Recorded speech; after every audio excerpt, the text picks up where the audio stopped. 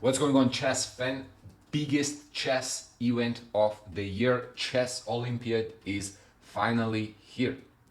To give you a little context, the Chess Olympiad is held once every 2 years and is the highest participation top event in chess, with 380 national teams of 5 players from almost 200 countries competing in an 11-round tournament played over 4 boards. So from each country, 4 versus 4.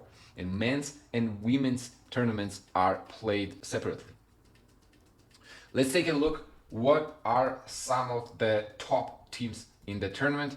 First, among the men's section, we have teams led by United States, since their average rating is above 2700. I believe it is close to 2750 actually, by Fabi, Wesley Saw, Dominguez, Aronian, Ray Robson. Keep in mind, no Hikaru.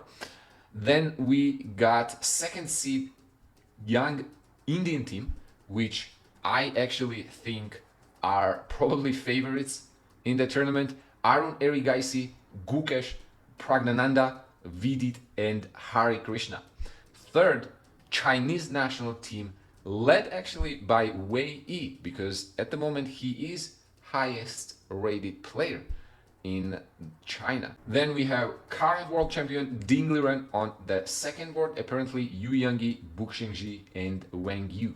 Now for the fourth seat here, we have current defending champs, coached by Vladimir Kramnik. All right, those are top teams of the men's section. Now women's section is led by India, whose average rating is above 2450. Then on the second starting seat, we have my country Georgia, and Poland and China respectively as third and fourth teams. Now you may notice absence of Russian teams, and considering the political situation, that is why they are not participating into the tournament. All right, as of today's video, usually first round matches are not really close, since top seeds got to play lower seeds, so none of the matches were really close. So I thought I would share with you some of the upsets or almost upsets from the tournament, where the rating difference in some cases were more than 500 points. Let's get to it.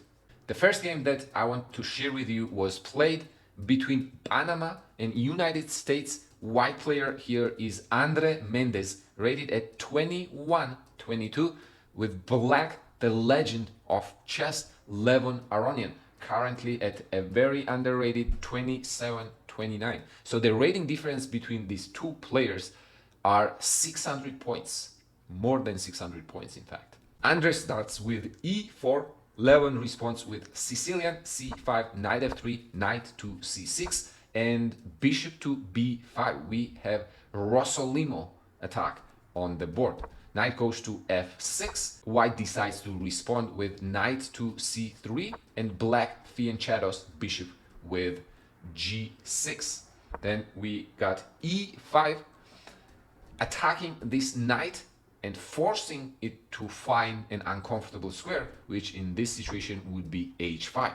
Short castle, well, I thought short castle, but first taking on c6, d takes c6, and then white goes short castle. Now Levon decides here to immediately reroute this uncomfortable knight on h5 to g7, and potentially to f5 or e6, where it will be headed towards the d4 square. White plays d3, h6. So you may notice here that white has been playing pretty consistently. They developed their minor pieces. Bishop on b5 was traded for the knight on c6. They have castle, while black basically has been reacting on white's moves, so to say, since like knight h5, then knight g7. Now there will be few more moves wasted here before the knight gets back into the game, and black pieces are undeveloped. At the moment, it may not be a huge deal because there are no open files in the position, so king is not in danger, but we will see that may change very soon. Black plays h6. Little bit of an inaccuracy in my and computer's opinion. Here, white plays knight to e4 to attack the c5 pawn. Black is pretty much forced here to defend with b6 and rook to e1, putting this rook on the x-ray where the black king is located. Black plays knight to f5, here headed towards the d4, and Andre with white decides to play c3 to secure the d4 square. Now, what does black play here? Because it is not super easy to make a move. If black plays bishop g7, there's going to be g4 trapping the knight on f5. There is also knight f6 check ideas, I believe. If you take takes with the check and discover the attack on the g7 bishop, however, g4 wins the piece immediately. So bishop g7 is not a possibility here. I would think that the most natural attempt here would be bishop e6 probably, and then try maybe to play queen d7 and long castle. But Levon chooses to go for the counterplay with g5, expanding on the king side, basically saying that, all right, I haven't developed much, but what if I try to poke your knight here potentially and maybe not allow your bishop to get out comfortably. But this much lag in development cannot go unpunished. White plays queen to a4 to attack the c6 pawn, and this was one of the critical moments in the game. Levon quite quickly, in less than 2 minutes of thought, plays queen c7, which is a blunder. Against even opposition, white would probably be considered to be winning. Computer evaluates this as more than +4 advantage for white, and the reason for it is due to this move g4. Now, what is the point of g4? Now, this knight can still move away either to g7 or h4, for example, but the point here will be after taking on h4, let's say, white has knight d6 check. Now, if you take with the pawn, then e takes d6, discovered attack on the king and winning the queen on the next move, basically. So knight d6, king will have to move away. That loses the f7 pawn. Then the e6 check is coming. Black is completely lost. All right, pieces are still on the 8th rank. White is winning the material. King is stuck in the center. Basically, disaster happening on the board. So after g4, Levon decides to move the queen away, leave that piece on f5. White takes, g takes f5, and after 14 moves, white basically has extra piece at almost no compensation. All right, is white going to be able to take the full point home? We will see. d4, which makes a lot of sense here to try open up the position. Bishop to g4, pointing towards the weakness of this knight. So one glimpse of hope for black here could be, and I would say the only glimpse of hope for black would be the white king. White king, since white was to play g for a few moves earlier, is exposed. Black can hope for some sort of counterplay, and we'll see if that plays the role in this game. Knight returns back to d2. Apparently, a crushing move here would be d5, giving up the knight, but then taking on c6, queen c7, knight d6 again. If you do not play queen on c7, then c7 check will come with mating, basically. Look at this, c7, queen d7, knight to f6. This looks like a Greco game from like 1600s, or maybe a Paul Morphy game from like 1800s, all right, where white sacrifices everything for the quick checkmate. If queen c7, apparently there is still knight d6 check here. You still cannot touch this knight, and knight takes f7 should be winning for white. You're gonna lose the rook actually with the check. So knight f to d2, was played in the game. White didn't play d5. Now takes on d4 and knight goes to b3. Alright, this is still fine. If you take the pawn on c3, then there are different ideas. One of them, for example, knight f6 or d6, and bishop will be hanging after, let's say, takes. Bishop is gonna drop. Actually, after this, probably if you take, then bishop e6, so we probably want to take on g4 immediately. Levon does not take, goes long castle here. C takes d4, king moves on b8, and still white is simply a minor piece up here with no counterplay. Bishop d2, bishop retreats back to d7. Another crushing move apparently here would be knight going to c5. If you take, takes with the knight, and then rook e3 to b3 should decide the game. If queen b5 takes, there is bishop a5, kicking the rook away. Or if you leave it, then white is gonna win at least an exchange there. All right, again, that does not happen. White plays queen to a3. Bishop returns back to f5. Rook a to c1.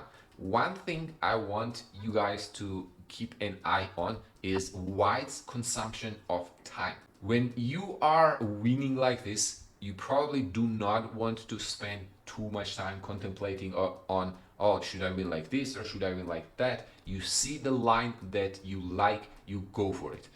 That at least is my take on it and what I try to do. And we'll see here the time situation will come very relevant very soon here. Bishop f5, rook a to c1, another 10 minutes spent on this move. e6 now attacking the queen. Queen goes to a4, rook c8. There are a lot of good moves here for white. It is really hard to make a bad move here. Bishop b4 I think would be a great move. Knight d6 is a good move. Knight g3 is a good move.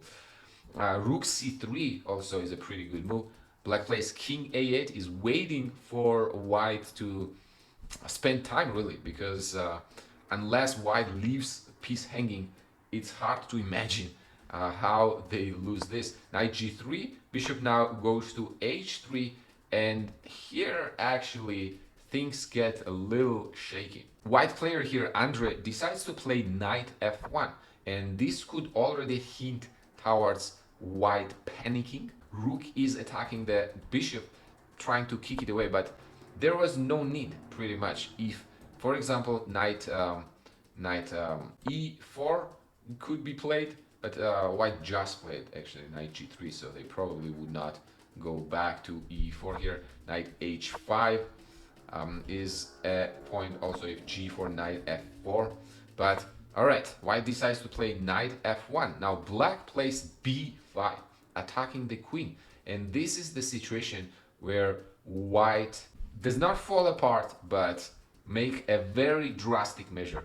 All right, instead of just simply moving the queen away, which I think they were concerned about, bishop b4 move, queen takes b4, c5, and very much understandably so. Now white would have to give up a queen here, rook h3, and then c takes b4, bishop takes b4. White is still in driver's seat because three minor pieces are better than the queen, but when you have an extra piece for no counterplay and suddenly you have to play three minor pieces versus queen, it's not a nice feeling, that's for sure.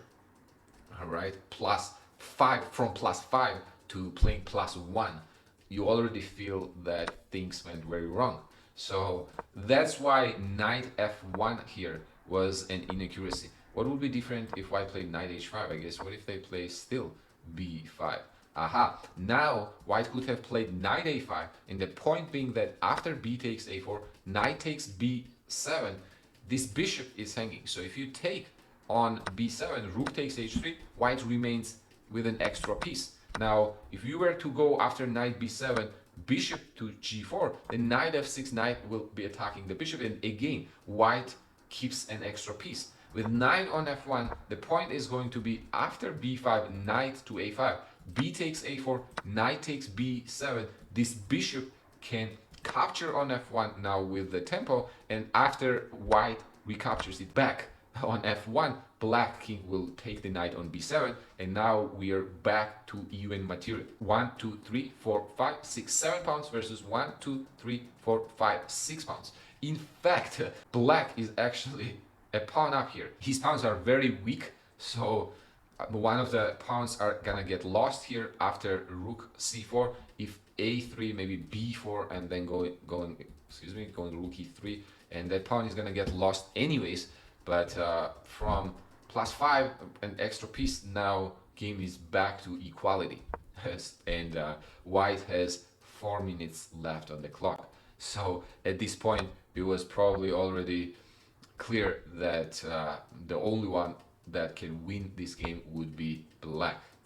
And considering 600 rating point difference and 2 minutes on the clock, about 2 minutes, it's 3 minutes at the moment, this is going to be very hard to play. D takes c5, bishop takes c5, rook e4. Now position is already slightly better probably for black, because black has very few weaknesses and these rooks are about to invade on the second rank. Now white tries to secure that. There's gonna be few more moves that was played on equal territory here, but white has seconds left on the clock, so playing this position instantly is going to be very challenging even for strong players, I mean high rated players. Rook to e3, rook f1, and the critical mistake here made on the 40th move. The reason I'm specifying on 40th move is because after 40 moves, players get 30-minute increment added on their time, basically. So each move, after each move, players get 30 seconds, but after 40 moves, they get additional 30 minutes until the rest of the game. By the way, the move where a lot of mistakes are made right before reaching the time control. So the reason this is a blunder is h4 check, king now returns back to g2, and rook moves away. Apparently rook takes f2, king f2, rook d8 would be strong too, but rook moves away and creating the threat of h3, and white falls for it here, plays rook e2, then h3 check, king g3, rook g1 check, king has to go on h4, and after g3, white king is gonna end up in trouble. Black is simply threatening to go rook g7, and king is gonna get mated on the h5. So very close to upset here, but Levon managed to save the day. Okay, next game I wanted to show you was played between Arjun Erigaisi and Jacques Elbilia, rated at 2343. So 2343 versus Arjun's 2778. So what is that? That is about 400, little more than 400 rating point difference. It starts with d4, knight f6, c4, e6, knight c3, bishop to b4, e3. We have Nimzo position on the board, and Arjun decides to go with b6. I've heard some people calling him Arjun. I call him Arjun. I apologize in advance if I'm butchering the pronunciation. b6 here, which is not the most popular move, but quite common, to fianchetto the bishop on the long diagonal before finishing development here with castling and taking on c3 or so on. Knight goes to e2, black plays knight e4, idea of which is to capture on c3, after which white will have to double their pawns.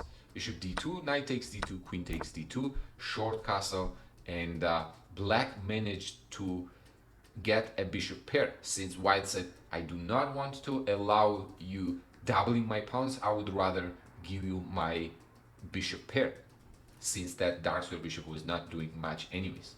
a3, kicking the bishop back to e7, and now a very interesting decision here by white player. g3, I think it would be more natural here to move the knight away and then try to get the bishop out this way, but g3 kind of worked out. Trying to fianchetto this bishop while you are also trying to fianchetto that bishop. So bishop b7, e4, and for now white has a complete control in the center. Knight goes to c6, queen to d3. A very good move actually, queen d3. Now what is the point of queen d3? So if white plays bishop to g2, black wants to play very sneaky knight a5, and now c4 pawn is going to be in trouble. If queen goes to d3, bishop a6, and suddenly there is no defending of the c4 pawn. If black needs to increase the pressure on the pawn on the next move with d5, that would also be a possibility. So queen d3 is a prophylaxis against this knight a5 move, and here Arun decides to go for a very interesting sequence. He plays, after 20 minutes of thought, bishop to a6. Very interesting for me, because I think playing something like d6 would make a lot of sense. Bishop g2, e5, and then white will get here a strong grip on the center, but nothing crazy. I think these positions in Nimzo/Queen's Indian positions are very common. Knight retreats back to b8 and then comes back from d7, a5. Black's position is very solid. White is probably slightly better here, but this has been played 1,000 times. Not maybe particular move order, but the structurally, I'm talking this type of positions. So I'm pretty sure he figured that out, but he wanted to engage into some fun stuff. So goes bishop a6, and invites white to play b4. Right now, d5 does not work because there is b5 and forking this knight and the bishop. If you take on c4, simply queen moves away and white will win the piece, right, on the next move. So b4 now threatening b5. So what does black do? I was thinking that maybe Arun's idea here is to still go e5, but after almost no thought, he goes for bishop takes b4. What a sacrifice, just literally sacrificing a minor piece. A takes b4, knight takes b4, and suddenly white is almost +4 here, 3.5. Now, practically speaking, that is little exaggeration probably, because there are still some issues to solve here. For example, the queen is under attack. You can't move queen away somewhere where it's not defending the c2 square due to this fork. So you have to move the queen to b1, attacking the knight on b4.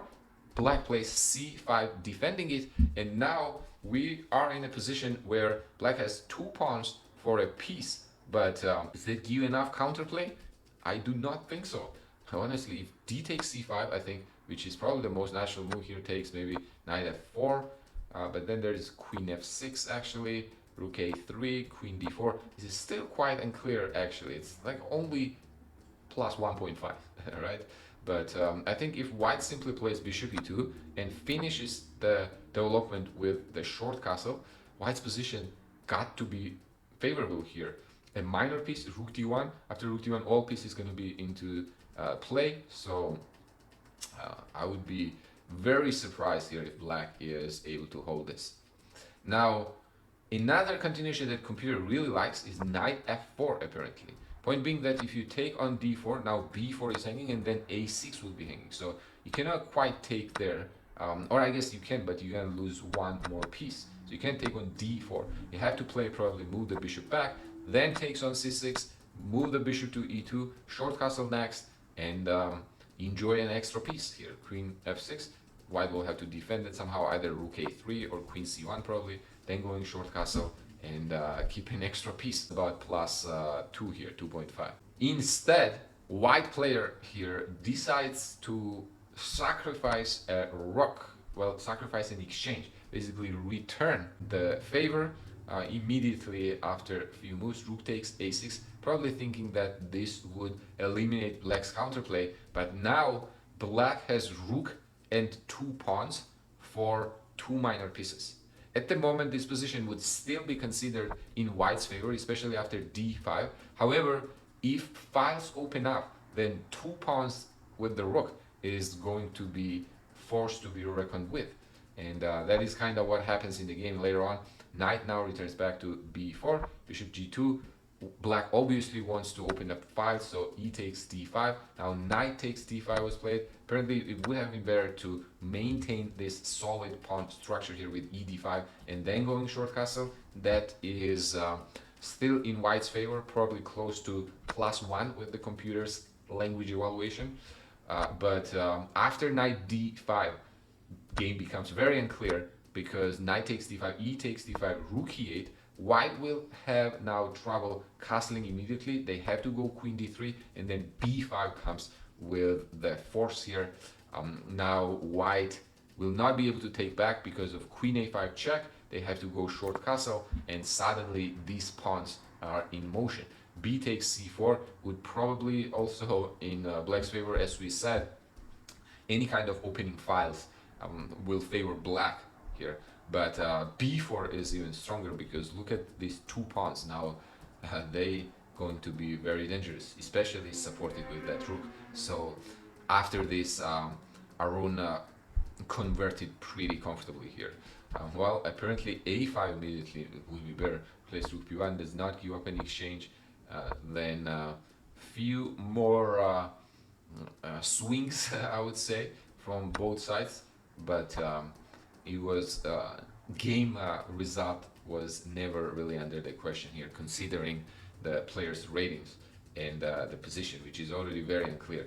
So queen a6, rook to d1, rook e7. Now black will try to consolidate and go for trades.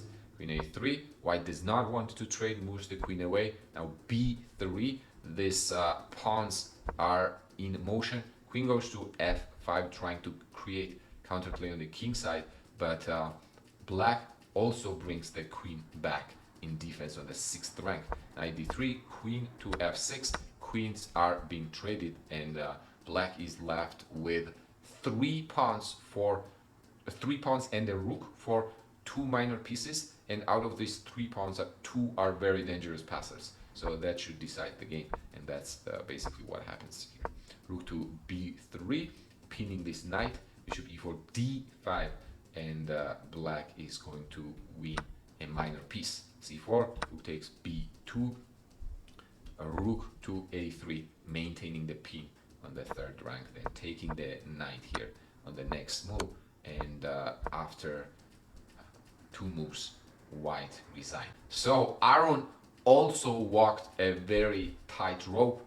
Now, a little different from Levon's game, because Levon kind of got in trouble out of the opening. I wouldn't really say Arun was in trouble out of the opening. I'm not sure what was bishop a6 and then taking on b4, especially after 20 minutes of thought. Levon at least played really fast, so he kind of blundered in the opening there with the queen c7 move. But 20 minutes of thought is not a blunder. Okay, clearly it's not a blunder. It's about decision making. So it would be interesting to see what went into his head. All right, next game that I want to show you was played between Jordan and Azerbaijan national teams. All right, white player is Anas Khwaira. Hopefully I'm pronouncing that right. Rated 9094 versus Shakhriyar Mamedyarov, rated at 2733 at the moment. Very underrated. Shah has been about 2800. One of very few players that has crossed 2800 mark in their lifetime. All right, so another legend of chess playing with black here. d4, knight f6, c4, e6. Knight goes to c3, bishop b4, and we have another Nimzo Indian defense on the board. White plays a3 immediately, forcing to capture on c3. Now there are a lot of moves here. a3 is one of them, queen c2 is the main move, e3 is also common. People play bishop d2, people play knight f3, g3, all kinds of moves here. All right, but white decides to force trading on c3. Bishop takes c3, b takes c3, knight goes to c6, f3, hoping to play e4 on the next move, but black says no e4 for now. d5, c takes d5, e takes d5, e3. Very standard pawn structure here for Nimzo positions. Now I would say knight on c6, a little bit off before the pawn is on c5. I think it's more common to play c5 first and then play knight c6, but all right, still in the same ballpark. Bishop goes to f5, trying to occupy this diagonal along h7, b1 diagonal, knight to e2. Basically, whoever takes control of this diagonal will have an advantage. So knight e2, h5, knight g3, kicking the bishop away, and then bishop goes to d3, trying to trade those light square bishops.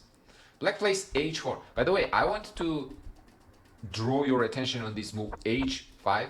I think a very nice move here.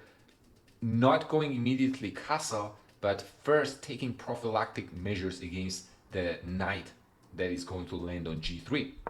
Right? Bishop goes to d3, h4, kicking the knight away. Knight goes to e2, bishop trade, queen takes d3, short castle. Okay, short castle, short castle. Rook goes to e8. So far, all is more or less normal. Apparently, computer says here that for black, it would be better to play queen d7. And then if short castle, he's going to go long castle. Or he's not castling at all. But he's leaning towards going the long castle here. So knight a5 first, basically securing this c4 square, excuse me. And then going long castle. So for example, if white was to play something rook b1, maybe now going long castle. If white was to play e4, then going h3 here. And if let's say g3, maybe takes, queen c6, pressure along this diagonal. Knight a5, actually queen d7, knight a5 is a nice move order. I quite like it. Short castle, rook e8. This was played in the game, so Jacques decides to castle short. Rook goes to a2. Also quite standard idea in these positions. This rook wants to get on the e file. So on the next move after black moves the knight away here to get on the c4 square, white will move their knight away, hoping to land the rook on e2, which is what happens in the next move after black plays c5. Rook goes to e2, knight goes to b3. Now bishop b2, queen goes to d6. So basically both sides here are getting ready for the next stage of the plan. All right, but I think white manages to do that much faster than black. All right, I personally have played these positions quite a bit with black, and I think it can get very tricky very fast. And that is exactly what happens to Shakhriyar as well. Rook fe1. Now c takes d4. Slight inaccuracy here, but we can see that white is basically ready here to play e4, not immediately, but once they secure the f4 knight, then e4 will be unstoppable pretty much. Triple defense on that pawn. So if that pawn gets moving, that's going to be trouble. And after cd4, turns out that's what's going to be the case. Knight returns back to a5. Now bishop to c3, attacking the knight. This knight comes to c4. Bishop goes to b4 to attack the queen. And a very odd move here by Shakhriyar, who was playing quite fast. Actually, he spent 6 minutes on this move. So I'm not sure exactly what he missed, but it looks very straightforward here that queen needs to keep an eye on this knight on f4, so white is not able to play e4 immediately. Instead, what happens is queen to c6, and white plays e4, and knight is not hanging. Now d5 is going to be somewhat loose because immediately right now that is probably a threat. e5 is a threat. In general, in these positions, if white gets e4 going comfortably, this almost feels like a caterpillar coming, all right? That you know that it's going to be like, what do you do? And if you get run over by a caterpillar. So d takes e4, f takes e4. Apparently that was a mistake. It would be better to go after this bishop here, bishop c5, and moves like knight e5 apparently. What if you go b6, but then takes on d5, right? So now knight e5. Okay, that's a very odd move to find, that is for sure. But okay, that was the best move apparently. But Jacques does not find it. Takes on e4 very fast here, and after f takes e4, rook goes to d8. Played after 10 minutes of thought. All right, but rook a to d8 apparently is a blunder. It is a blunder because of this move that Anas with white rated at 1995, basically around 2000. More than 700 point difference. all right, in rating. Knight to d5, a very strong move, which basically wins the game on spot, almost.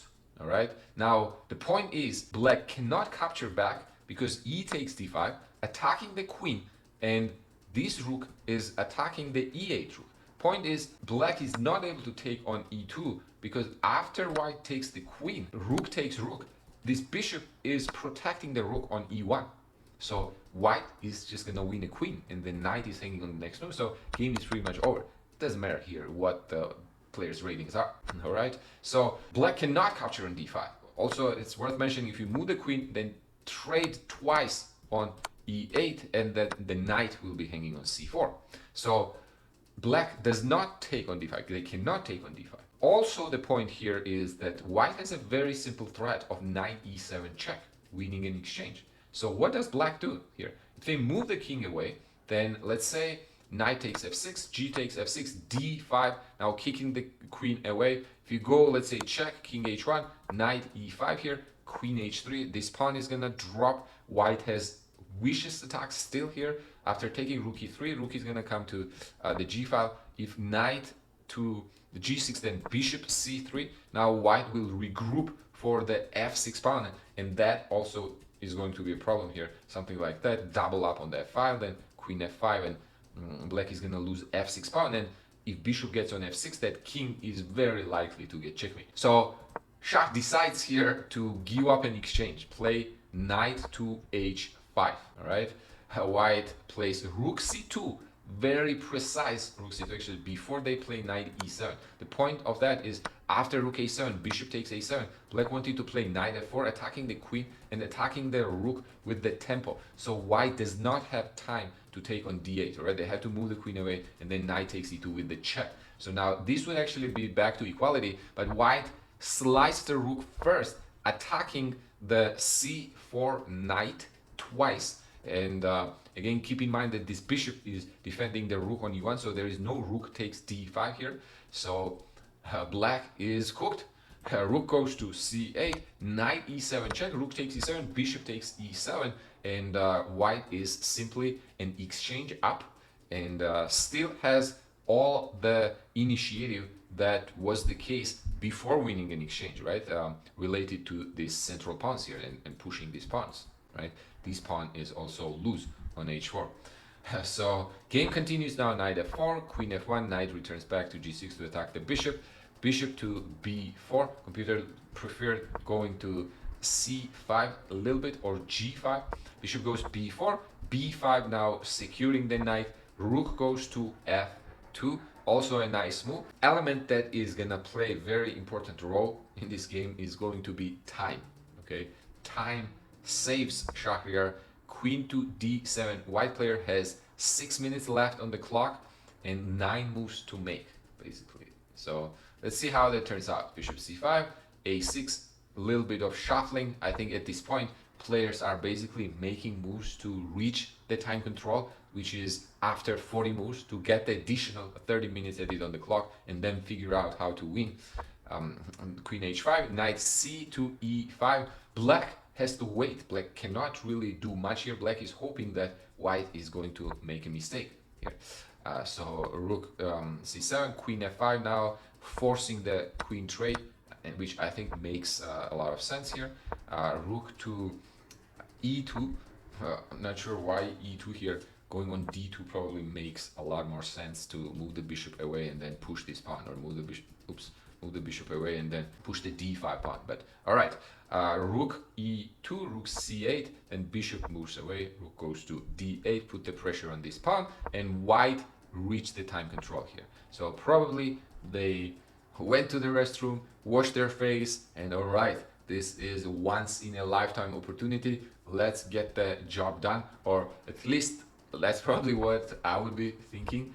But looks like here white was not able to overcome this monkey behind their back, okay, in their head, and it's understandably so. Imagine playing former 2800 player and you know you are winning. Also, your time is going low, so are you gonna take a draw or you're gonna keep playing for the win?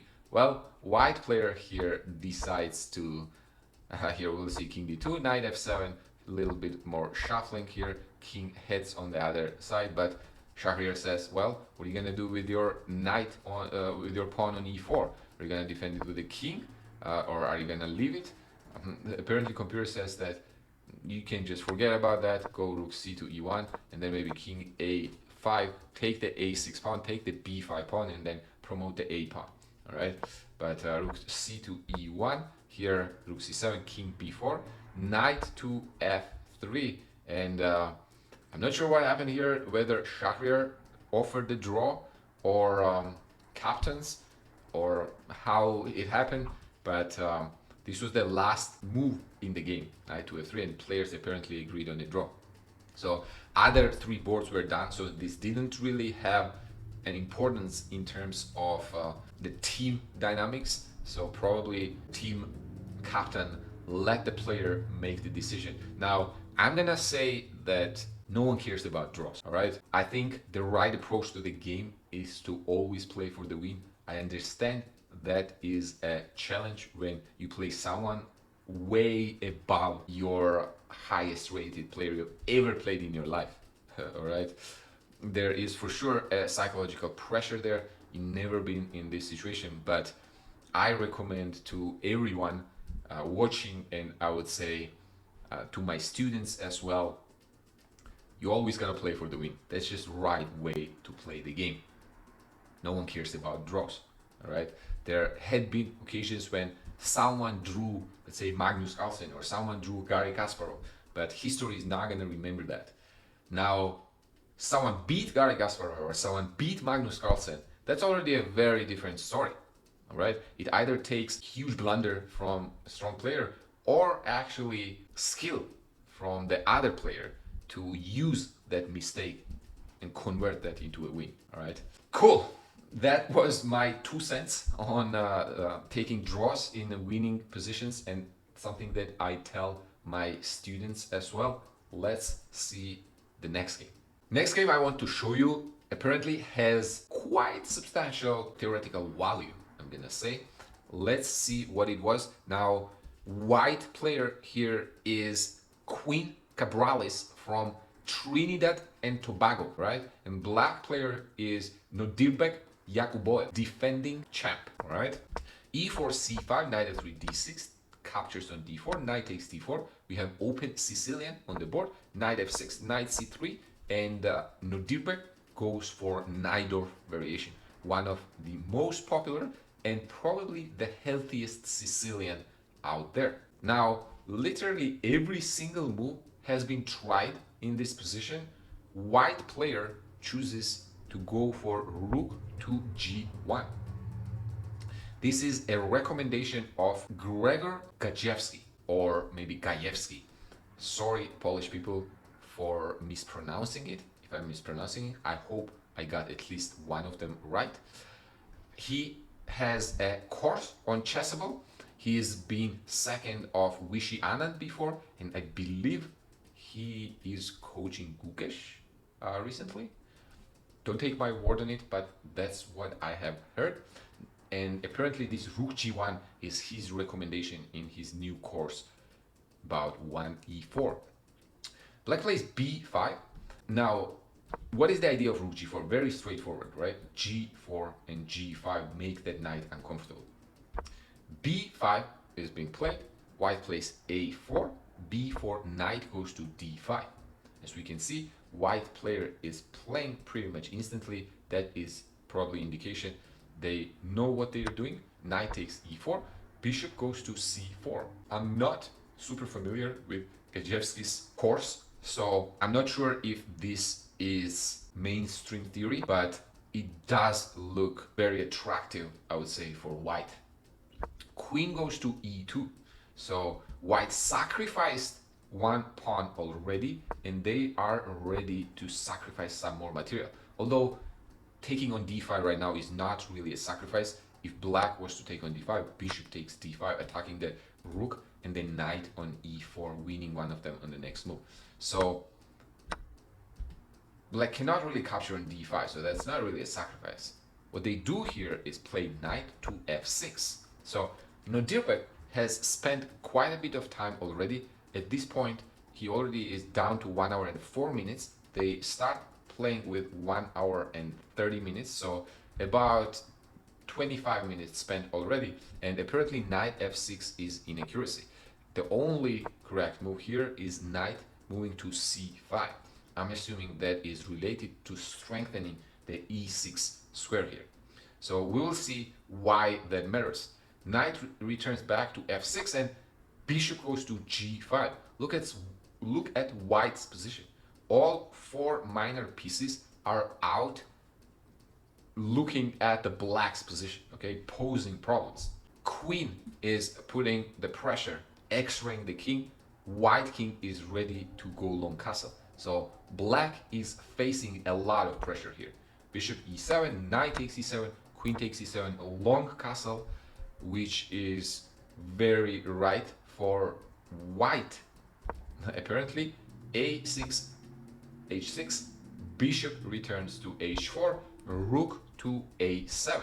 Now, if black was to go short castle, white would play knight f5, using the pin along this e file, attacking the queen, then probably winning the d6 pawn on the next move. But the d6 pawn wouldn't even matter because apparently there is more.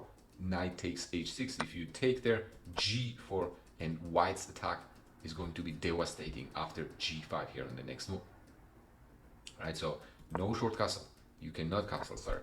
Rook to a7, and now how does white attack? Computer likes g4 immediately, then threatening g5, but I kind of understand on g4 probably a white player here did not want to allow g5, so he starts with f4, rook goes to c7, and rook g to e1, basically maximizing potential of all their pieces here.